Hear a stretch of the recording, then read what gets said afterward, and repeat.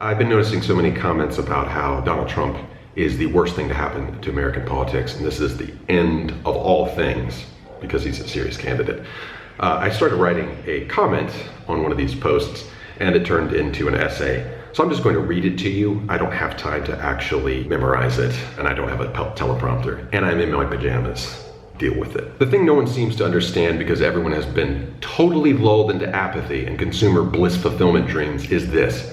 Donald Trump is a court jester. He is a troll. Trolls are a fact when a system has become a joke. The American electorate has been compromised at least since the televised debate between JFK and Nixon, probably for a much longer period of time actually, but it was at that point that the idolatry of political image over political policy calcified, and it became too late for America. We are also easily duped by liars who make messianic, impossible to fulfill promises without disproportionate heinous consequences. Promises like no new taxes, or change, or $15 an hour minimum wage, or safety from terrorists, or safety from guns. They all lie and tell everyone, mainly their focus groups, what they want to hear. When they get into office, they enact the exact same terrible policies as their supposed political opponents in the areas where it matters. W. Bush signed No Child Left Behind into law, some of the most statist big government garbage legislation U.S. education had ever known. I was a teacher then, I know. While Obama allows Bill Gates to come in without any elected mandate or democratic process and make his own No Child Left Behind garbage totalitarianism under a new name, Common Core. Tell me which is worse. Bush signs an enormous bailout package to the banks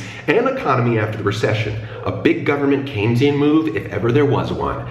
Obama comes in and does the exact same thing. Democrats always sound so aghast at the violence perpetrated by Republicans in foreign wars until they get into office and get us into Vietnam. Everyone talks about how much of a liar Bush was for the reasons we went into Iraq, even though the entire world knows that Saddam used chemical weapons on Kurds. It was genocide. This is indisputable. So, we deposed one twisted despotic dictator guilty of ethnic cleansing because of a Republican president. Since Democrats have gotten into power, we deposed two. And before you say we didn't go to war, we still bombed the hell out of the Middle East willy-nilly without a Republican president to blame. But as long as it's president-sanctioned deaths of innocence somewhere else, it's not terrorism, it's collateral damage. So for all of you who think that Trump is the worst thing to happen to American politics and the sign of the end of the age, you haven't been paying attention. He is not the devil, he's the Joker dancing around making a fool of himself, letting you know that the devil is hidden behind an angelic face, i.e., the despotic oligarchy that the American democracy has become. This next election is lost. It's too late. It doesn't matter who gets elected.